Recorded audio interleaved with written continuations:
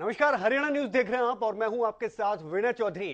आज जो मुद्दा है वो मुद्दा आपसे जुड़ा हुआ है, हमसे जुड़ा हुआ है और इस पर डिस्कस करना, इस पर विस्तार से बातचीत करना बेहद जरूरी हो जाता है।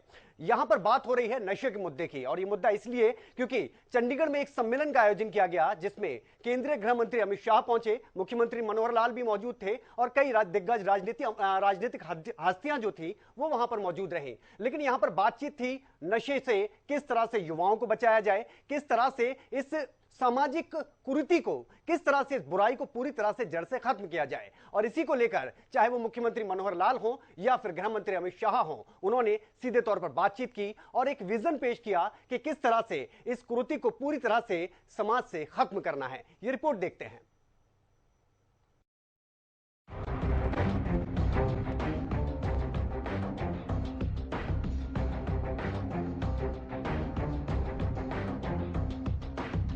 मौजूदा दौर में बढ़ता नशे का दौर हरियाणा के युवाओं को बर्बाद करने पर उतारू है। जहां हरियाणा का पड़ोसी राज्य पंजाब पहले से ही नशे की गिरफ्त में है, वहीं हरियाणा के युवा भी नशे का शिकार होते जा रहे हैं, जिससे निपटने के लिए हरियाणा सरकार समय समय पर तमाम अभियान चलाती रहती है और नशे का कारोबार करने वालों के खिलाफ एक्शन भी लेती रहती है। वहीं नशा मुक्ति को लेकर केंद्र सरकार भी पूरी तरह से सख्त है। इसी कड़ी में शनिवार को चंडीगढ़ में मादक पदार्थों की तस्करी और राष्ट्रीय सुरक्षा के मुद्दे पर उत्तरी राज्यों के मुख्यमंत्री सम्मेलन की अध्यक्षता करने गृह मंत्री अमित शाह पहुंचे, जहां हरियाणा के मुख्यमंत्री मनोहर लाल भी मौजूद रहे। इस सम्मेलन में केंद्रीय गृह मंत्री अमित शाह ने कहा कि नशे के व्यापार को रोकने पर हमारा फोकस है, क्योंकि हम आने वाली पीढ़ी को नशे से बचाना चाहते हैं।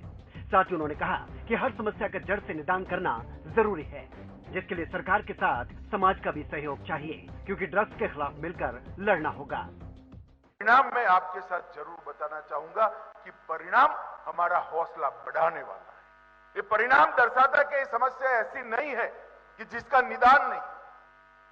ये परिणाम बताते हैं कि ये समस्या ऐसी नहीं है जिसको मूल समेत समाप्त नहीं किया जा सकता। मैं बड़े विश्वास के साथ कहता हूं कि एनकॉर्ड अगर जिला और तहसील तक आगे बढ़ गया, हम सभी डिपार्टमेंटों ने साथ में मिलकर काम कर लिया और आयोजन के साथ द्रुत गति से समाज को समर्पित भाव के साथ अगर हमने काम किया तो कुछ ही सालों में भारत नशा मुक्त करने का मोदी जी का स्वप्न हम चरितार्थ होता हुआ देखेंगे और समग्र भारत के अंदर से ड्रग का उन्मूलन होते हुए। कहां 768 करोड़ रुपया और कहां 20,000 करोड़। ये बताता है कि हमारा अभियान और हमारा रास्ता सही है।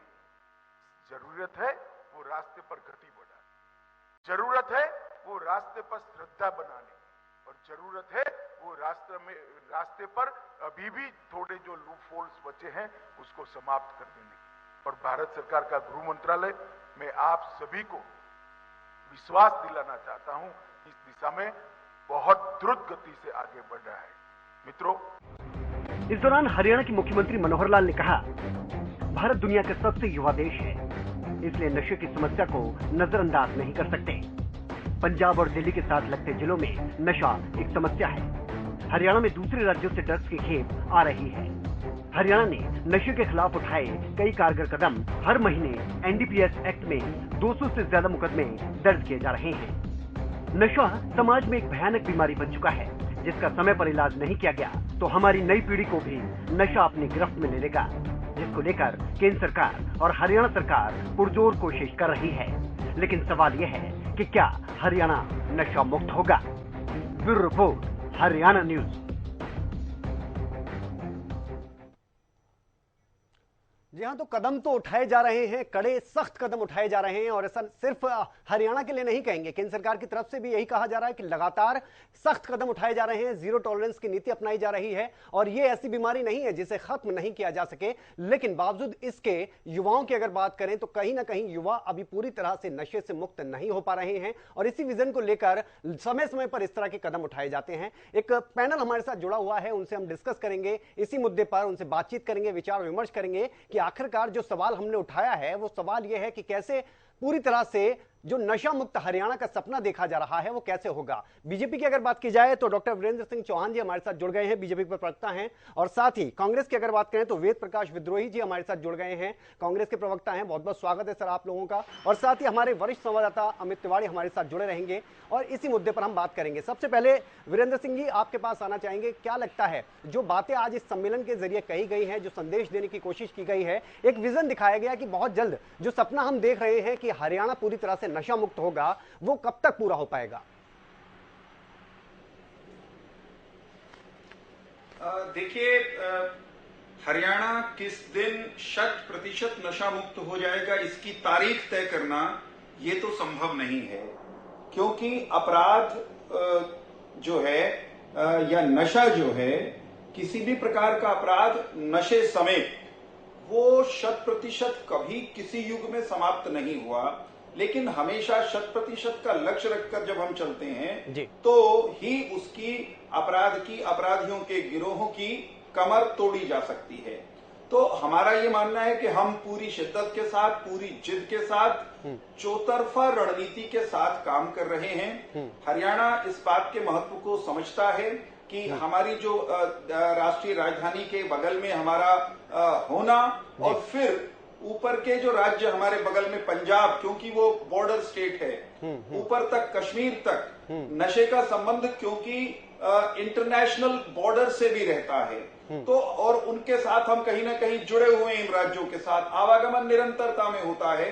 तो हम ये मानते हैं कि नशे के खिलाफ देश की लड़ाई में हरियाणा की भूमिका बड़ी है और नशे के खिलाफ हमें अपने स्थानीय स्तर पर भी बहुत मजबूती के साथ काम करना है। हमने उस दिशा में काम ऑलरेडी करना शुरू कर दिया है। और एक बड़ा काम जो आज के सम्मेलन का सार आप कह सकते हैं वो ये है कि कोई भी राज्य, चाहे हरियाणा हो या कोई और राज्य हो, वो एकाकी में, अकेला एकांत में इस महामारी से नहीं लड़। बिल्कुल सहयोग तो चाहिएगा, बिल्कुल सही बात करें। लेकिन वेद प्रकाश जी आपके पास भी आना चाहूंगा। बात बिल्कुल सही है कि सहयोग चाहिए और सहयोग जो है वो चौतरफा चाहिए होता है। अगर ऐसी एक कुरीति को आप समाज से मुक्त करना चाहते हैं, पूरी तरह से समाज को इससे अगर अलग करना चाहते हैं, आपको क्या लगता है जिस तरह से कदम उठाए जा रहे हैं पिछले कुछ समय से, और इसमें कोई दो राय नहीं, कदम तो उठाए जा रहे हैं, लेकिन बावजूद इसके आंकड़ों को अगर आप देखेंगे तो वो आंकड़े कम होते नजर नहीं आते। देखिए, जो भी सरकार सत्ता में रहती हो वो नशे के खिलाफ निश्चित रूप से कदम उठाती है जी। लेकिन दुर्भाग्य ये है कि पिछले 8 सालों से कांग्रेस राज की तुलना में सरकार के दावों और कदम उठाने के बाद भी हरियाणा में नशा बढ़ा है। पहले हरियाणा में नशा सिरसा और फतेहाबाद में ही और अंबाला की तरफ तक सीमित रहता था, कुरुक्षेत्र तक था। अब वो नशा फैलता फैलता दिल्ली के आसपास नूर, रेवाड़ी, फरीदाबाद, गुड़गांव तक आ पहुंचा है। और नशे के जो आदी लोग हैं वो भी बढ़ रहे हैं। मैं अपने पूर्व प्रवक्ता श्री चौहान साहब के इस बात से सहमत हूँ कि जो ये नशा है ये केवल प्रांतीय समस्या नहीं है, इंटरनेशनल समस्या है। बिल्कुल। पहले नशा जम्मू कश्मीर, अफगानिस्तान होता हुआ भारत आता था, फिर पंजाब, पाकिस्तान के द्वारा आने लगा। अब सबसे बड़ा नशे का केंद्र खुद गृह मंत्री का राज्य गुजरात। तो लेकिन यहाँ पर खुद मुख्यमंत्री ने कहा है, विद्रोही जी, ये बात तो खुद मुख्यमंत्री जी ने कही है कि पड़ोसी जो राज्य हैं, चाहे पंजाब की बात कर लीजिए, दिल्ली की बात कर लीजिए, वहां से भी कहीं ना कहीं ये जो नशे की खेप है वो हरियाणा में एंटर करती है और वहां पर उनको पूरा सहयोग नहीं मिल पा रहा है। सर मेरी बात तो सुन लीजिए सर। मैं कह रहा हूँ, मैं मुख्यमंत्री की बात को ही आगे बढ़ा रहा हूँ कि मुख्यमंत्री जी ठीक कह रहे हैं, मैं मुख्यमंत्री जी को गलत कह रहा हूँ। मैं आगे बात कहना चाहता हूँ, आज नशे का सबसे बड़ा केंद्र, तस्करी का केंद्र स्वयं गृह मंत्री का राज्य गुजरात बन चुका है। गृह मंत्री जी ने बड़ी बड़ी बातें कही नशा के खिलाफ, पर क्या गृह मंत्री जी ने जो मुंद्रा पोर्ट के अंदर हजारों करोड़ का नशा उतर रहा है और वहां से पूरे देश के अंदर स्मगलन किया जा रहा है, क्या उस पर कभी अंकुश लगाने की बात की? अंकुश लगाना तो बहुत दूर की बात है। जीरो टॉलरेंस की तो बात खुद ही कर रहे हैं। जीरो टॉलरेंस की बात तो कर ही रहे विद्रोही जी, ऐसी बात नहीं है। और दूसरी बात, एक और चीज मैं आपसे, मेरी बात सुन लीजिए ना सर पूरी, फिर आपका जी कीजिए बिल्कुल काटिए मत सर जी। मुद्रा पोर्ट के प्रबंधकों को क्या कभी हमारी जांच एजेंसियों ने अभी तक जांच के लिए बुलाया? अब आप पूछिए आप क्या पूछना चाहते हैं। ठीक है, अमित तिवारी भी हमारे साथ जुड़े हुए हैं, हमारे वरिष्ठ संवाददाता, उनके पास आऊंगा। लेकिन वीरेंद्र जी, जो बात कही जा रही है विद्रोही जी की तरफ से, क्या कहेंगे आप उस पर? देखिए, भारत के गृह मंत्री अमित शाह और हरियाणा के मुख्यमंत्री मनोहर लाल, इन दोनों के बारे में आपको, हमको, सबको मालूम है कि ये कभी अपराध के मामले में, भ्रष्टाचार के मामले में किसी के प्रति लिबरल नहीं होते, किसी को बचाते नहीं, किसी को छोड़ते नहीं। तो जहां कहीं किसी प्रकार के अपराध के होने की सूचना, जानकारी मिलती है, अपना पराया अपराधी कोई नहीं होता, अपराधी अपराधी होता है। उसे हमारी सरकार, चाहे वो केंद्र की हो, चाहे वो हरियाणा की हो, हम तो साहब ठोकते हैं, हम तो रोकते हैं, हम किसी को बख्शते नहीं हैं। हमारा तो रिकॉर्ड ये है कि प्रतिपक्षी दलों के बड़े नेताओं के बालकों की बुरी आदतों पर भी हम अंकुश लगाने की कोशिश करते हैं। उनको बुरी संगति के गर्त से निकाल के लाने का हमारा, देखिए इसमें कोई दो राय नहीं है, तो बिल्कुल सही बात कह रहे हैं। कोई भी सरकार होगी, अगर समाज से जुड़ी कोई भी कुरीति होगी, उसके लिए काम किया जाएगा, उसको जड़ से खत्म किया जाएगा। अमित तिवारी जी हमारे साथ जुड़े हुए हैं, जो कि हमारे वरिष्ठ सहयोगी भी हैं। अमित, क्या लगता है, क्योंकि आप अगर बात की जाए, जो मुख्यमंत्री ने खुद कही है, मुख्यमंत्री मनोहर लाल ने, कि चाहे अंबाला की बात कर लें, सिरसा की बात कर लें, जो आसपास के राज्यों से जुड़े हुए जो जिले हैं, वहां पर यह समस्या कुछ ज्यादा गंभीर है और उसके लिए है सहयोग की जरूरत। विनय, मैं चर्चा सुन रहा था, सियासी आरोप प्रत्यारोप एक अलग जगह है, लेकिन नशा जो है वो सामाजिक बुराई है और किस प्रकार से वो परिवारों के परिवार निगल रहा है एक बड़ा दानव बनकर, उसका कोई शब्दों में उसे नहीं बांधा जा सकता। वो एक बड़ी खतरनाक समस्या है और उस पर आज एक गंभीर चिंतन मंथन किया गया, ये एक अच्छी बात है। और एक पहला मंच ऐसा जो उपलब्ध करवाया गया, जहां एनसीबी के अधिकारी थे और सुरक्षा के जो दूसरे जो इस नारकोटिक्स के लिए जो काम कर रहे हैं और तमाम लोग, वो उस मंच पर थे। साथ साथ राजनीतिज्ञों की मौजूदगी, 5 राज्यों के जो अगर बात करें, मुख्यमंत्री, लेफ्टिनेंट गवर्नर और पुलिस अधिकारी वहां मौजूद रहे। एक बड़ी बात भी इस सेमिनार के दौरान हुई, 30,400 कुछ किलोग्राम जो नशा आज नष्ट किया गया एनसीबी के द्वारा, उसमें से 19,500 किलोग्राम जो नशा है, ड्रग्स है, वो दिल्ली से अकेला बरामद हुआ। तो ऐसे में इधर से हरियाणा को दिल्ली छूती है और यहाँ पंजाब और राजस्थान का बॉर्डर लगता है। अगर सिरसा की बात करें तो सिरसा में नशा जो है एक बड़े पैमाने पर चल रहा है। उसमें आप देखिए कि यह त्रिवेणी जो इलाका है, सिरसा से बात शुरू करें, यहाँ पर चूरा पोस्त और जो दूसरे तमाम तरह के नशे हैं वो यहाँ पहुंचते हैं और युवाओं के लिए एक बड़ी एक चुनौती है, पुलिस के लिए भी चुनौती है। बाकायदा पुलिस प्रशासन लगातार प्रयास कर रहा है, लेकिन जो आज मंथन हुआ है उसमें निश्चित रूप से जो बड़ी बातें उसमें सामने आई है। बार बार जो गृह मंत्री अमित शाह ने ये इस बात का जिक्र किया और विशेष रूप से पंजाब का जिक्र किया।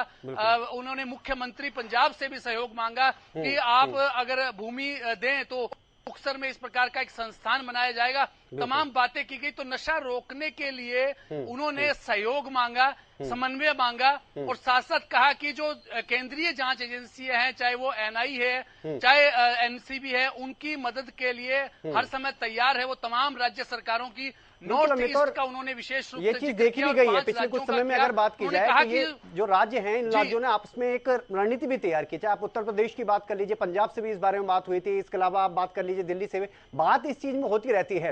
वेद प्रकाश जी, लगातार आप जुड़े हुए, आपसे एक सवाल मैं ये पूछना चाह रहा था कि आप इंटरनेशनल मुद्दे पर बात कर रहे हैं, अच्छी बात है क्योंकि मुद्दा ही पूरी दुनिया भर से जुड़ा हुआ है ये, और चाहे आप देश की बात करें, लेकिन हरियाणा की हम खासतौर पर बात करें तो पिछले कुछ समय में आप यहाँ पर क्या बदलाव देखते हैं, मैं उस चीज की बात कर रहा था आपसे। देखिए, आप सही कह रहे हैं। मैंने तो आपको बताया क्योंकि हरियाणा में कोई सीधा नशा कहीं से नहीं आता।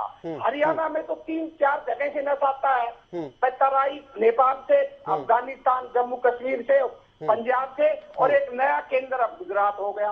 अब हरियाणा के जो भी शासक रहे, मैंने ये पहले कहा है, जो भी लोग शासन में रहे हो उन्होंने नशे को रोकने का प्रयास किया है, पर दुर्भाग्य यह है कि रुक नहीं रहा। जो नशा 3-4 जिलों में था अब वो पूरे हरियाणा में फैल गया। अब इसका कारण क्या है? हम केवल सरकारों का महिमा मंडन करने की बजाय अपना आत्मविश्लेषण भी करें। इसका कारण सबसे बड़ा है कि जो पुलिस के अधिकारी हैं, एनसीबी के अधिकारी हैं, वो ही नशा तस्करों से मिले हुए हैं। अब एनसीबी को देखिए आप, एनसीबी का मैंडेट क्या है? एनसीबी का मैंडेट है कि वो अंतरराष्ट्रीय जो नशे के तार हैं उन पर हमला करे, उनको तोड़े। पर एनसीबी कर क्या रही है? एनसीबी 50-50 ग्राम नशे के पीछे घूम रही है, वो वसूली के अंदर लगी हुई है। इसका सबसे बड़ा उदाहरण आपको बॉम्बे मिला है। तो जब हमारी जो कंट्रोल एजेंसियां हैं वो ही भटक जाएंगी तो बिल्कुल ये बहुत बड़ा सवाल आपने उठाया है, और इस पर ही मैं वीरेंद्र चौहान जी के पास जाना भी चाह रहा था। वीरेंद्र चौहान जी, क्या लगता है, आप कितना इत्तेफाक रखते हैं वेद प्रकाश जी की बातों से? क्योंकि सहयोग की भी बात तो खुद मुख्यमंत्री मनोहर लाल ने भी कही कि अगर एक सहयोग चौतरफा मिल जाए तो कहीं ना कहीं इस समस्या को और जल्द से जल्द हम पूरी तरह से खत्म कर सकते हैं। विनय भाई, एक बात को समझना पड़ेगा कि अपराध किसी भी श्रेणी का हो, उसके साथ निरंतरता में और सभी संबंधित एजेंसियों द्वारा कोऑर्डिनेटेड एफर्ट्स के साथ जंग लड़नी पड़ती है। बिल्कुल। और एक दिन भी वो कोऑर्डिनेशन टूटा, तालमेल टूटा तो जो शैतान है, जो अपराधी है, जो तस्कर है, वो हावी हो जाएगा। वर्तमान सरकार केंद्र की और राज्य में बनने के बाद जो एक अच्छा काम हमारे यहाँ हुआ है वो ये कि उत्तर के 8 राज्यों के बीच में नशा तस्करों के बारे में, नशे के कारोबार के बारे में जानकारी को साझा करने और नशेड़ियों और नशे के कारोबारियों के खिलाफ संयुक्त अभियान चलाने के लिए ताकि तालमेल बेहतर हो, उसके लिए एक अंतर्राज्यीय एंटी ड्रग सचिवालय वो पंचकुला में स्थापित किया गया है। उस सेक्रेटरिएट में जी और उस सेक्रेटरिएट की भूमिका क्या है कि सभी राज्यों के साथ कोऑर्डिनेट करके डाटा एक्सचेंज करते हैं, दुष्टों पर निगाह रखते हैं। और आज मुख्यमंत्री जी ने बताया कि उस सेक्रेटरिएट ने जो निगरानी रखी उसके कारण कई बड़े तस्कर, नशे के कारोबारी वो गिरफ्त में आए हैं।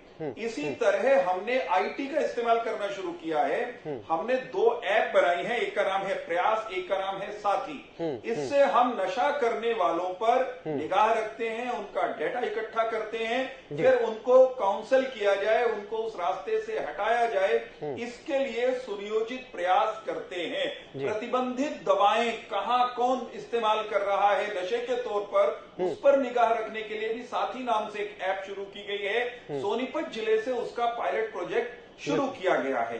हरियाणा में हमने अलग से स्टेट नारकोटिक्स कंट्रोल ब्यूरो, क्षण भर दीजिए मुझे विनय भाई, जो काम किए वो बता रहा हूं। जी बिल्कुल।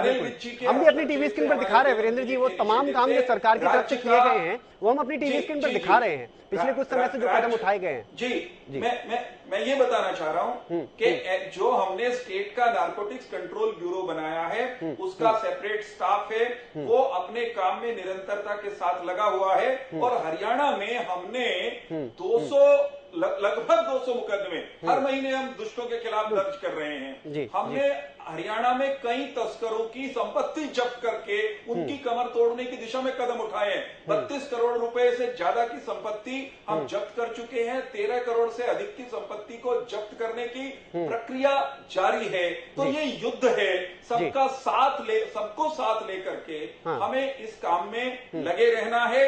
राजनीतिक जो बयानबाजियां हैं, आरोप प्रत्यारोप, वो अपनी जगह। नशे के खिलाफ लड़ाई सामूहिक, सांघिक और एकजुटता के साथ लड़ी जानी है। वेद प्रकाश जी, इसलिए नशे के खिलाफ वेद मंत्रों का उच्चारण करिए, राजनीतिक बयानबाजी का कोई फायदा नहीं। वेद प्रकाश जी, क्या लगता है ये तो वाकई में एक विषय है वाकई ऐसा कि सहयोग चौतरफा होना चाहिए। यहाँ पर अगर हम राजनीति की यहाँ पर राजनीति की बात करेंगे तो शायद ये जो एक दानव है ना नशे का, उसका कभी खात्मा नहीं हो पाएगा। मैं सहमत हूँ, मैंने राजनीति की बात नहीं की, मैंने व्यवस्था की बात की है। मैंने किसी पर कोई आरोप नहीं लगाया। तो व्यवस्था का जवाब आपको वीरेंद्र जी दे रहे हैं कि जो कदम उठाए गए हैं दे रहे हैं, परंतु मैं कह रहा हूं उन कदमों का जब तक सार्थक प्रभाव नहीं पड़ेगा, जब तक जो एक गठजोड़ बना हुआ है राजनेताओं का, जो भी सत्ता में रहता है, सत्ताधारी नेता, मैं किसी पार्टी विशेष की बात नहीं कर रहा, सत्ताधारी नेताओं, नशा तस्करों, पुलिस, नारकोटिक्स ब्यूरो, इनका एक गठजोड़ बना हुआ है। जी जी जी, बिल्कुल बिल्कुल। जो भी सत्ता में आता है ये नशा के तस्कर उसी से गठजोड़ कर लेते हैं। जब तक उस गठजोड़ को नहीं तोड़ा जाएगा, नशे पर प्रभावी कदम नहीं उठाए जाएंगे।